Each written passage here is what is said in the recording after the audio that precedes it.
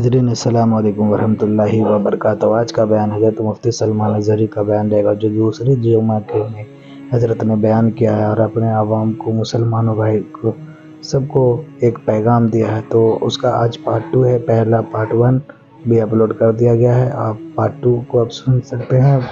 تو چلیے، صحابہ کرام کی یہ تاریخ ہے، مدینہ طیبہ کو جا کر دیکھ لینا۔ نبی پاک صلی اللہ تعالی علیہ وسلم کے اس پاک زندگی میں ایسا بھی تھا کہ ایک صحابی کے گھر گوشت کا تحفہ آیا، بھنا ہوا گوشت تھا، کسی نے دیا، انہوں نے یہ سوچ کر کے بغل میں دے دیا مجھ سے زیادہ بھوکے میرے پڑوسی ہیں، پڑوسی نے یہ سوچا مجھ سے زیادہ میرا پڑوسی بھوکا ہے، وہ گوشت کی بھنی ہوئی سری بکری کی مدینے میں ایک رات میں سب گھروں میں گھومتی گھومتی اسی پہلے صحابی کے گھر آ گئی۔ ہر ایک کو یہ خیال تھا مجھ سے زیادہ حق اس کا ہے، ہر ایک کو یہ خیال تھا مجھ سے زیادہ اس کا حق ہے۔ عزیزان گرامی وقار، آج جو حالات ہیں وہ بہت بدلے ہوئے لگتے ہیں، بہت بدلے ہوئے لگتے ہیں کہ ہر ایک کو یہ لگتا ہے سب سے زیادہ حقدار میں ہوں، مجھ پر ہی رحم ہونا چاہیے، میری مدد ہونی چاہیے، دوسرے کی ہو یا نہ ہو۔ یہ تمام باتیں صرف اس لیے کہہ رہا ہوں کہ ائمۃ المسلمین اور عامتہم، جو حدیث پاک میں آیا ہے، مسلمانوں کے امام، مسلمانوں کے لیڈر، ان کے بارے میں خیر خواہی کرنا یہ بھی دین ہے۔ اور آج تو جن حالات کو دیکھ رہے ہیں ہم، الیکشن کا ماحول ہے، ہر ایک کی نظر لوگوں کے صرف ووٹ پر لگی ہوئی ہے، اور پھر اس کے بعد پتہ نہیں 5 سال تک تو ڈھونڈتے رہو، پتہ بھی نہیں ملتا۔ لیکن ان حالات میں مسلمانوں کو یہ چاہیے کہ وہ اپنے حق رائے دہی کا پورا استعمال کریں۔ تمہارے کچھ حقوق ہوتے ہیں، تمہارے بھی کچھ مطالبے ہونے چاہیے۔ ہر قوم آج ووٹ دینے سے پہلے اپنے مطالبے رکھتی ہے کہ ہمارے محلہ بڑا خستہ حال ہے، اس کی گٹر بنا دو، اس کی فلاں کر دو، بجلی پانی صحیح کر دو۔ یہ ضروریات زندگی کے مطالبے تو رکھتی ہی ہے، مسلمانوں کے مطالبے کہاں چلے گئے؟ ہمارے حقوق کے بارے میں کبھی بات کیوں نہیں رکھی جاتی؟ اسی لیے میرے عزیزو، میرا مشن تو صرف اتنا ہے، ہمارا لیڈر وہی ہے جو ناموس رسالت کے لیے کھڑا رہتا ہے۔ ہم اس کو لیڈر بھی مانتے ہیں جو میرے آقا صلی اللہ تعالی علیہ وسلم کی عزت کے لیے کھڑا رہے، اس لیے کہ میرے عزیزو ہمارا پورا ایمان یہی ہے، ہمارا پورا ایمان یہی ہے۔ اور آپ کو پتہ ہے محمد کی محبت دین حق کی شرط اول ہے، اسی میں ہو اگر خامی تو سب کچھ نامکمل ہے۔ اور اگر تم نبی پاک صلی اللہ تعالی علیہ وسلم کی محبت اور ان کی عظمت کے لیے کھڑے ہو گئے تو دنیا یوں ہی سنور جائے گی۔ آپ کو پتہ ہے ڈاکٹر اقبال نے کیا ایک بہت پیارا حل دیا تھا ہمیں، بہت پیارا حل ہے۔ مسائل تو بہت ہیں، ہم بھی چاہتے ہیں ہمارے لیڈروں کے پاس رکھیں، ہماری ایجوکیشن کے مسائل ہیں، ہمارے گھر بار کے، ڈرینیج کے، روڈ کے، لائٹ کے، پانی کے، بہت سارے مسائل ہیں۔ اس کے علاوہ غربت کے مسائل، جاب لیس نوجوانوں کے مسائل، بہت ساری چیزیں، کیا کیا مسئلے رکھے۔ اور پھر قوم کے اندر جو خرابیاں آئی ہیں وہ تو ایک پہاڑ کے برابر ہیں، ہر دوسرا تیسرا نشے کا عادی ہے، ہر دوسرا تیسرا اخلاق سے گرا ہوا ہے۔ یہ تمام معاملات، عورتوں میں بے حیائی، نوجوانوں میں نشہ کی عادت، یہ تمام چیزیں دیکھ دیکھ کر ہم سوچتے ہیں کن کن مسئلوں پر بات کریں اور کس کس چیز کا علاج کرنے کے لیے نکلیں۔ تو ڈاکٹر اقبال نے ایک بات بتائی تھی، وہ دنیا گھوم کر کے آئے ہوئے انسان تھے، وہ پیرس گئے، اٹلی گئے، جرمن گئے، اور وہاں کے قوموں کی ترقیاں بھی دیکھی، اور اس کے بعد واپس آ کر کے کہا میں نے اپنی قوم اور حضور کی امت کی ترقی کو بہت گہرائی سے دیکھا، 8-10 سال کا ریسرچ کیا، میں نے معلوم کیا کون سی فیلڈ میں اپنے نوجوانوں کو اتارا جائے تو یہ کامیاب ہوں گے، کون سا ایسا میدان ہے جس میں مسلمانوں کو جمع کر دیا جائے تو یہ ترقی میں آ جائیں گے۔ سائنس ہے، فزکس ہے، جغرافی ہے، آسٹرونومی ہے، بہت ساری چیزیں ہیں، کس چیز میں اتارا جائے؟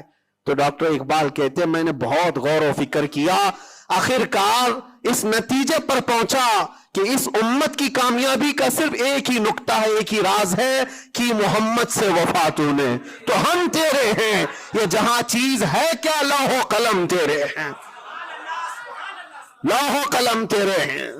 हर मसले का हल इस बात पर है। इसीलिए मैं फोकस करता हूं मेरे अजीजों, नबी पाक सल्लल्लाहु ताला अलैहि वसल्लम की इज्जत की हिफाजत के लिए जो खड़ा होता है, अल्लाह ताला उसके सारे मसाइल को यूं हल कर देता है।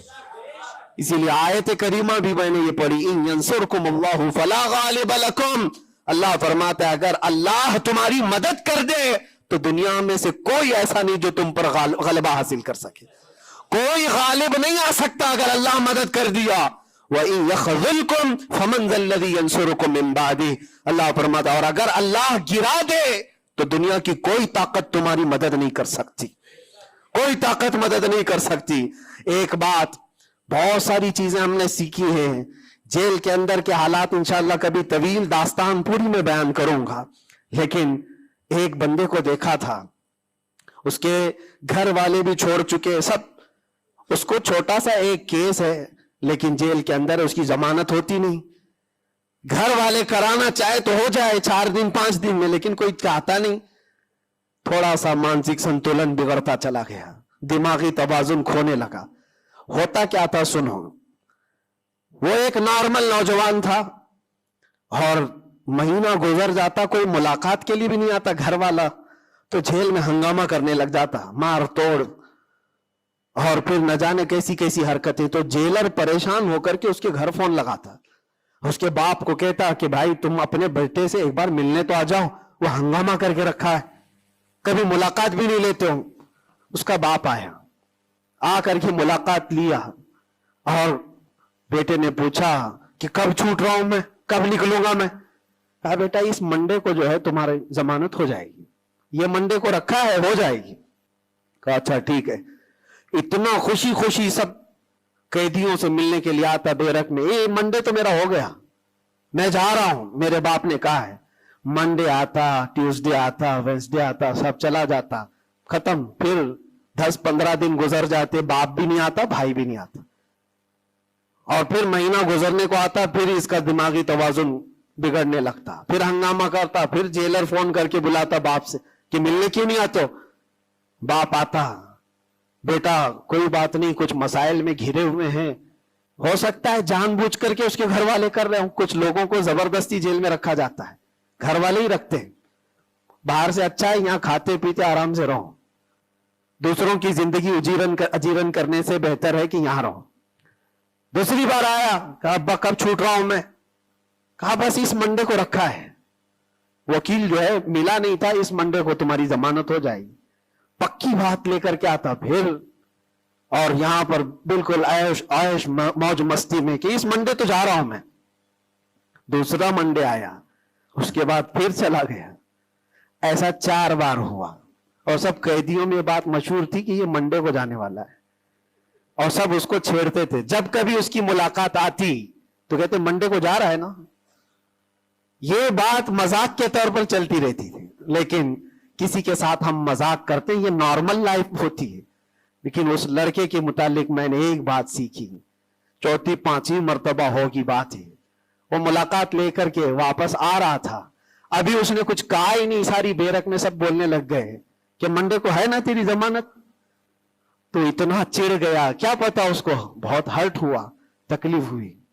उसने गरज करके चीख चीख करके कहा, गाली दे करके कहा कैदियों को कि तुम सब घिरे हुए लोगों, एक बात मेरी सुन लो, खुदा जिस दिन मेरा लिख दे, जिस दिन लिख दे, उस दिन सब के मुंह तुम्हारे काले होंगे और कोई मुझे दरवाजे में अंदर नहीं रख सकता।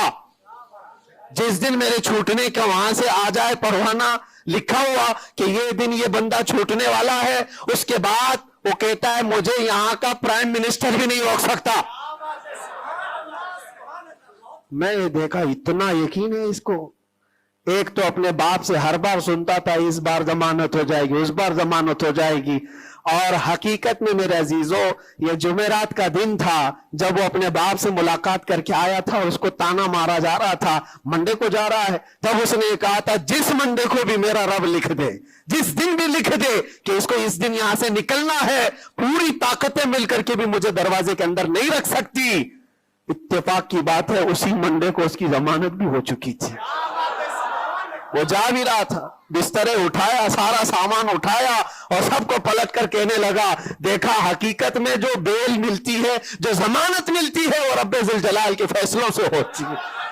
یہ یقین اور توکل کی بات میں عرض کر رہا ہوں عزیزان گرامی وقار، بہت سارے ایسے مسائل ہیں، اسی لیے میں آپ سے کہتا ہوں اگر اللہ مدد کر دے تو کوئی غالب نہیں آ سکتا، اور اگر اللہ تعالیٰ گرا دے تو پھر کوئی مدد بھی نہیں کر سکتا۔ اسی لیے اللہ تبارک و تعالیٰ کی مدد کس کے لیے آتی ہے وہ بھی قرآن کہتا ہے، وَكَانَ حَقًّا عَلَيْنَا نَصْرُ الْمُؤْمِنِينَ، ہم نے اپنے اوپر لازم کر لیا ہے کہ ایمان والوں کی مدد کریں گے۔ اور ایمان والا ہے کون؟ لا يؤمن احدكم حتى اكون احب اليه من والده وولده والناس اجمعين، میرے آقا فرماتے ایمان کامل اس کا ہے جو ساری دنیا سے زیادہ مجھ سے محبت کرتا ہے۔ مفہوم حدیث عرض کر رہا ہوں، اپنے ماں باپ، اپنے اولاد، اپنے مال دولت، سارے انسانوں سے زیادہ اللہ کے رسول سے محبت کرتا ہے تو اس کا ایمان کامل ہے، اور جس کے ساتھ ایمان کامل ہوگا اس سے اللہ کی مدد آئے گی، اس پر اللہ کی مدد آئے گی۔ میرے عزیزو، بظاہر حالات اگر کسی کے ساتھ خراب ہو جائیں تو یہ مت سمجھ جانا۔ میں ایک بات محسوس کرتا تھا کہ ظالموں نے جس انداز میں بے قصور لوگوں کو بھی قید کیا اور ہمیں بھی زبردستی جن حالات سے گزارا گیا، پھر کبھی عرض کروں گا انسانی فطرت ہے، کبھی کبھار بکھر جاتے ہیں، تقاضا بشریت کے اعتبار سے گھبراہٹ تو ہمیں بھی ہوتی تھی، پھر تاریخ یاد آتی میں پہلا تھوڑی نہ ہوں۔ سیدنا حضرت مظفر حسین کچوچوی رحمت اللہ علیہ فرماتے تھے، مظفر کو مقید نہ سمجھ ایسے یاد، میری اسیری بھی سنت آبائی ہے، میرا یہ قید ہونا بھی میرے آبا و اجداد کی سنت ہے۔ بزرگان دین گئے ہیں اور جیلوں میں رہے اور واپس نکلے، لیکن ایک بات ہمیشہ یاد رکھو، اسلام زندہ ہوتا ہے، بس قربانیاں رائگاں نہیں جاتی، ضائع نہیں ہوتی۔ اللہ تعالیٰ کی مدد جس کے ساتھ ہے تو بظاہر حالات میں ایسا ہوگا۔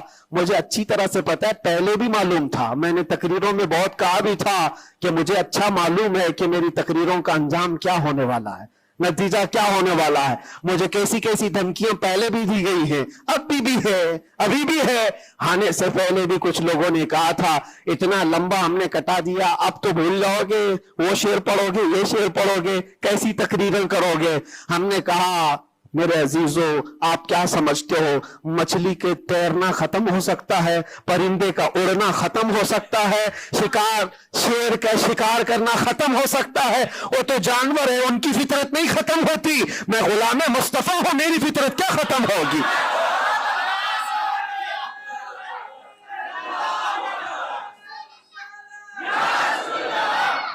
میں غلام مصطفیٰ ہوں، حق بات بولنا میری فطرت ہے، اور ہم اپنی فطرت سے بغاوت نہیں کرتے۔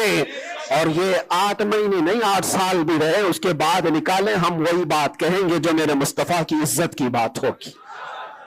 عزیزان گرامی وقار، حالات بظاہر کچھ دنوں کے لیے ہوتے ہیں۔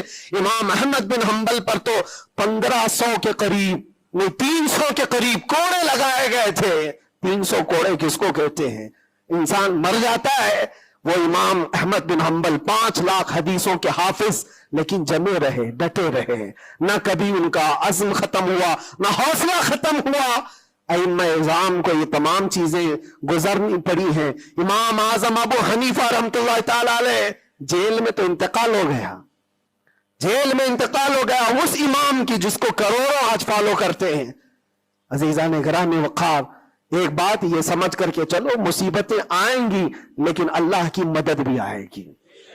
ہاں، ہر اندھیرے کے بعد اجالا ہوتا ہے۔ ان مع العسر یسرا، اللہ قرآن میں فرماتا ہے ہر تکلیف کے بعد آسانی ہے، ہر تکلیف کے بعد آسانی ہے۔ اور میں تو ذہن میں یہ پریپیئر کر کے رکھا تھا، ذہن میں دماغ میں یہ بات بٹھا کر رکھا تھا، آزاد ہونا نہ ہونا یہ اللہ کی مرضی پر ہے، لیکن اگر مر کر کے میری لاش بھی باہر آتی تب بھی مجھے اس بات کا اطمینان ہمیں کہنی تھی، وہ ہم کہہ چکے۔ انشاءاللہ رب تبارک و تعالی ہماری ان باتوں کو بچوں تک یہ محفوظ محفوظ بھی کرائے گا. اور مجھے تو باہر کی خبریں زیادہ نہیں ملتی تھی کہ یہاں لوگوں کے دلوں میں کیا جذبات ہیں, بچوں کے دلوں میں کیا جذبات ہیں, لیکن قیدی جب جاتے تھے چھٹی پر 4 دن 5 دن اور واپس آتے تو یہی کہتے, ڈسکس تو ہمارا کچھ نہیں ہوتا, آپ کے بارے میں ہمارا خاندان پوچھتا رہتا ہے. جیل میں آپ ہیں, فون کرو تو لوگ ہمارے متعلق پوچھتے رہتے. پھر دل میں یہ احساس ہوتا تھا. اور جیل میں بھی دیکھتا, ایک ایسا بھی لڑکا تھا چین سنیپر, چین کھینچتا اور چوری کرتا, واپس آتا, لیکن ایسا ڈھیٹ آدمی تھا, ایسا ڈھیٹ, میدان میں کھڑے ہو جائے, سارے قیدیوں کے سامنے کھڑے ہو جائے, اور پھر ہر دن ایک بات اتنی بول کر کے ہی جاتا, صرف اتنی بول کر کے جانا, اس کی عادت سی ہو گئی تھی. ہم دیکھتے رہے, باہر بھی یہی منظر ہے, اندر بھی یہی منظر ہے. تم کسی کی زبان کو بند کرنا چاہو, ختم کرنا چاہو تو ایسا نہیں ہوتا. اللہ تبارک و تعالیٰ جس چیز کو چاہے ہر جگہ پھیلا دیتا ہے. پھر یہ احساس ہوا میرے عزیزوں, تبلیغ اسلام صرف ہم ذریعہ ہوتے ہیں پہنچانا, میرے رب کی شان ہے, میرے رب کی شان ہے. اور حقیقت میں آپ کو بتاؤں, دلوں کو اپنی طرف مائل کرنا یہ ہم میں سے کسی کے اندر طاقت نہیں ہے. آج ہزاروں لاکھوں جو مجھے سننا چاہتے ہیں, اس میں بظاہر میرا کوئی کمال نہیں. بات ان کی کرو اور ہر دل پہ راج کرو, ان کی بات کرو.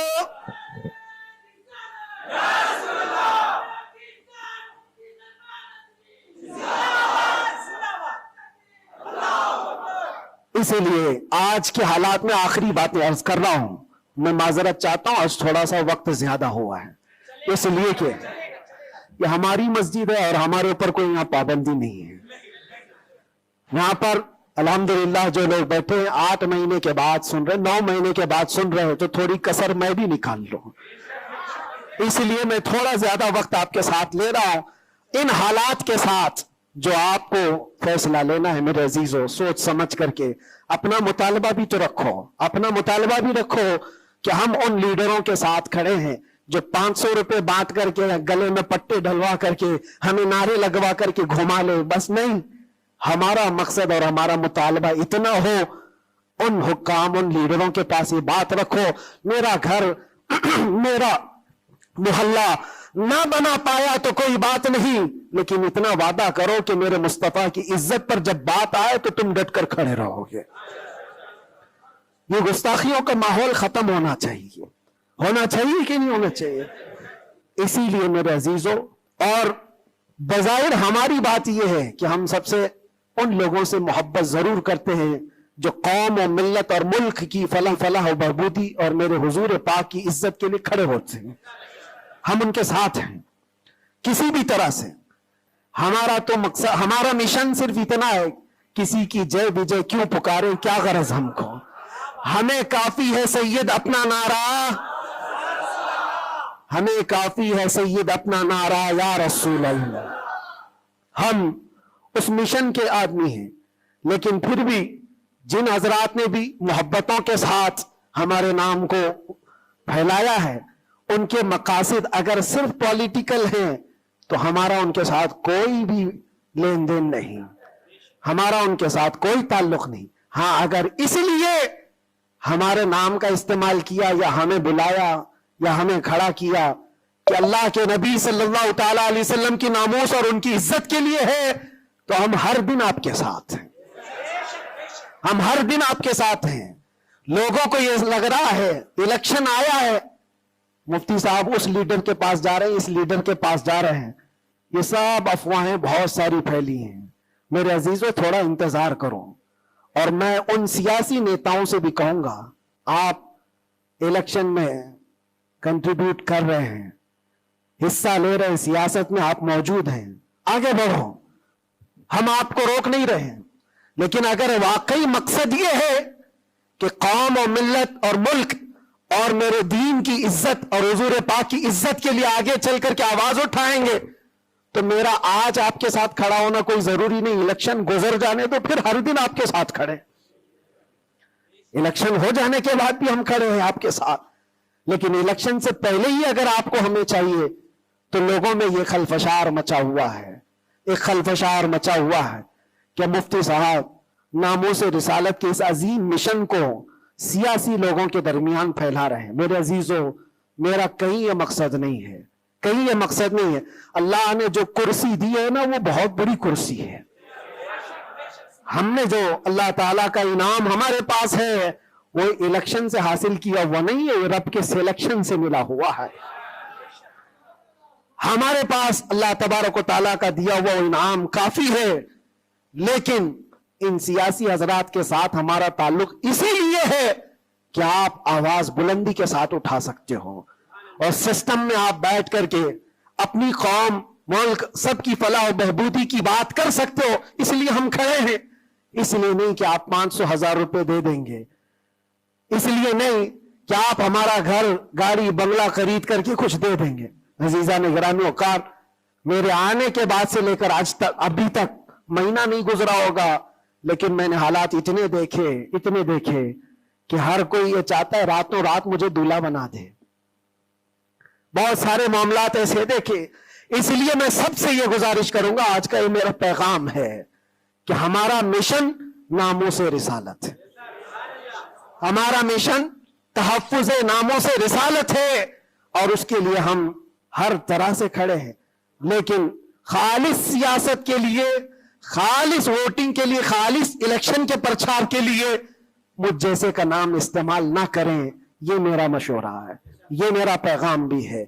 आपके लिए पूरी जिंदगी हम खड़े हैं, सिर्फ इलेक्शन के लिए। इस अजीम मिशन को और इस मुकद्दस मिशन को बदनाम करने की कोशिश ना करें।